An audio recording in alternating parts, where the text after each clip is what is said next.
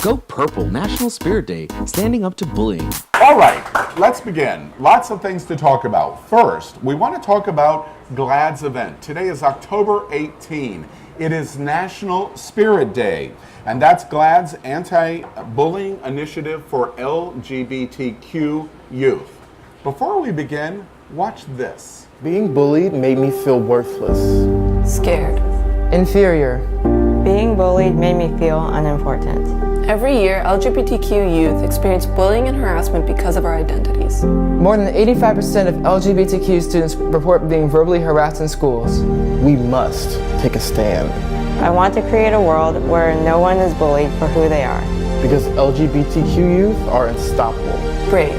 Resilient. Beautiful.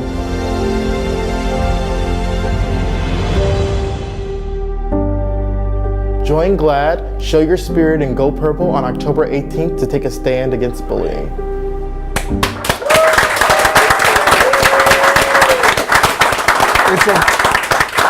It's a very powerful message and very important at this time in American history. Suicide for gay teenagers is 3 times the national average for their straight counterparts, straight teenagers. And so this initiative is very important. It brings us to the question about National Spirit Day. What does it mean to us to have something like this? And especially, what does it mean to young gay boys and girls across our country? I just want to jump in, and I think it's important to note that it's LGBT youth or LGBTQ youth, not just gay teenagers. And normally I wouldn't make a big deal about that distinction, but in this case it is a big deal. It's important, especially because we talk about it being 3 times higher, the suicide rate. Of those LGBT teens who are committing suicide or attempting suicide, most of them, believe it or not, are bisexual, or even more of them are transgender. And I think that's really important to note, not to mention kids of color, who are even higher in the rates of attempted suicide. And I actually did a little research on the statistics. 50% of transgender teen boys, who were assigned female at birth, for anyone who's not sure, have attempted suicide in their life. 50%? 50% of teenage boys. And it's a little tough for me to talk about it because I, 15 years ago, was one of those teenage boys. Sorry, I'm usually a little more sure of my speaking here. I don't really remember my prom super well. It wasn't that great. But I will never forget the day that my mom found me in my bedroom after I attempted suicide at 15 years old. It was fairly serious. I, wasn't hospitalized, but I had passed out from blood loss and, not to get graphic, but it was, it was a point in my life when I felt like I was hopeless. I felt like I was alone. I had no one to understand me, no one to really be there for me. And bullying, yes, was a factor, but it wasn't so much about name calling and teasing and shoving kids around. It's not that kind of thing that pushes people to that point of feeling bleak. It's the isolation and being ostracized and feeling like you're different. Yeah, feeling like you're other from everybody else. And it's something that I realized as I was thinking about, remembering this whole scene from my childhood, that's something we continue to do to each other as adults. And we've talked about that a little bit in the community, how we discriminate against each other and such. But it's crazy to me it's outrageous to me that we continue to we preach about bullying, we preach about, telling our kids not to bully each other, and this causes suicide, but yet we grow up, become adults, and we continue to do the same thing. We don't practice what we preach. Right from the White House. Right, yeah, especially. I am impressed by what you said, but I came from actually a large family, and I also felt alone. Right. And at the age of 15, I was within a hair's breadth of doing the same thing with Right. pills. Had I not been in a small house and family running through the house, I would have been in the same place. Right. And I've shared that actually with my kids to make sure that as they're growing up and they feel different or they're isolated, it is so easy for us to feel isolated, even in a large family area. Exactly. Well, and that's kind of my point, is that in this different. community, we're surrounded by each other and people who are supposed to get it. But as a trans person, and I know a lot of gay youth have gone through the same thing, but even among gay youth or even among gay adults now, I still a lot of times feel othered. Even among other trans adults, I sometimes feel othered because I'm not the type of man they're used to seeing, or they think that I'm, making something up, or they don't understand genderqueer, or whatever the case is. And it's been really eye-opening to be in the gayest place on earth. And I can't tell you how many people have told me, I don't know any trans people. I've never met a trans person before. I don't have any trans friends. Al, you even said to me that I was your first. Aaron has been so fascinating to me because I said I don't have any trans friends. And really I consider myself one of the institutional names in America in the gay community, and I have no trans friends. Yeah, and that's that was shocking to me because I realized, wait, am I embracing exactly what I've preached so much against? But then you might have trans friends and not even know it. Going just back through Facebook, I have found a lot of people that identify as being transsexual, and I would have never known, knowing them, that was how they felt, that was their belief, that was who they and that's were. kind of the point. You know that your friends are gay or straight. So it's to some people it's not important to have others know that they're trans, but the point here is being aware of the issues in the community, within the community, that may be different from yours. Just because we're LGBT doesn't mean we're the same.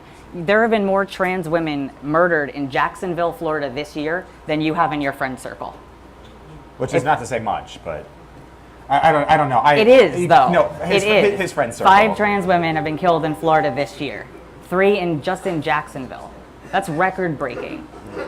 No, Last year, 29 trans women were murdered, and that was record breaking, and we are on the path to matching that number again. Do you know any resources that people, I'm one that does not particularly know a lot of trans groups. I particularly joined one here in South Florida just so I could learn more. Do you know of resources where people can find that information? Wait. I want to refocus our conversation just a little bit. National Spirit Day is not a focus on the trans community exclusively. No. It is focusing in terms of purple, and I should say, all of us here at the table are wearing ribbons right now. And for all of you that are young, gay boys and girls, I call you boys and girls, that feel like you're being bullied, we are wearing these ribbons. People all over the set here at Drink are wearing their ribbons in support of you. Right, that's saying that we're standing up for you against bullying. It's much larger. It's our promise to do better. I think Spirit Day, it's important because it sends a message of solidarity and acceptance. Just out of curiosity, how many on this panel, when they were kids, got bullied for being gay? I wasn't out and gay, but I was definitely bullied. For having a little bit too much sugar in the tank? Yep, being different. Of course, everybody except for Al. Yeah, I'm shocked to say I was not bullied. But I think it was because I hid my sexuality so well nobody knew. And because I played football and I was in fraternity and I was in a very masculine set, as a result, I wasn't bullied because of it. Oh. I don't know. I was in varsity sports. I went to a school that was arts oriented. I still came out when I was 15. It was late for that era. But I was bullied by my family. And I love you guys now, but you didn't even realize some of the things that you were doing at that time that were bullying. If I had my hand behind my hip or anything else, it was a moment that I still remember to this day. Well, I want to zero in again that today is National Spirit Day, and GLAAD is doing a fantastic initiative. Remember, by the way, I told you this is a live show, so anything could happen. But National Spirit Day is very valuable. I want to give you an example. I have it on the table.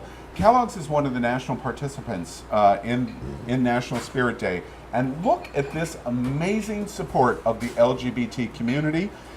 Kellogg's has created a cereal that has just been produced and distributed today. It's called All Together Cereal. And look at this. All of this billion-dollar brand has created all of their characters in one box. And what they have done here is they have said all of their characters should get along together, and Tony the Tiger shouldn't bully Toucan Sam. And what they do here is in one box they put all of the cereals of Kellogg's in one box. It's brilliant, and congratulations, Kellogg's. You give us inspiration. today is National Spirit Day, and we do that for you.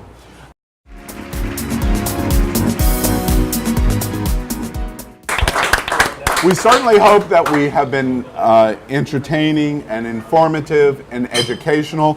But as we told you right at the top, you saw a very important message about what is important about today in standing up against LGBTQ bullying. Before we close, we want to show you an interesting video commercial that is launching, has been launched by Kellogg's. Watch this.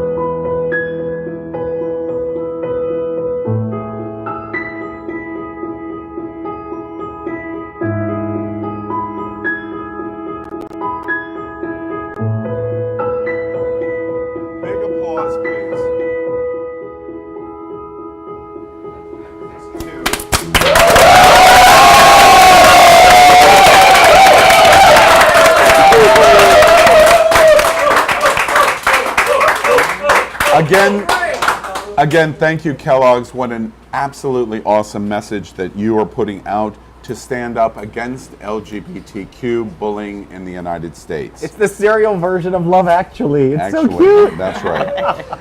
Well, we thank you for joining us tonight. We hope that you'll share us. We remind you that we're going to be back here next Thursday night at 8 p.m. And the most important thing is live. We're going to be live. These guys have a lot to say, and I'm getting the guys right this time. Appreciate it. So, on behalf of Power Infinity, Good night, children. and Aaron Phoenix, Good night, gender fuckers. and Joe Brookman, Good night, family. and Napoleon Plays. Good night, Ellen DeGeneres. I want to be on your show. Please invite me. And my name is Al Ferguson. I want to tell everyone, our gay community is important, and you can be assured if it affects your gay world or your cultural experience in our gay world, it's happening out. Thank you for joining us. Good night, America.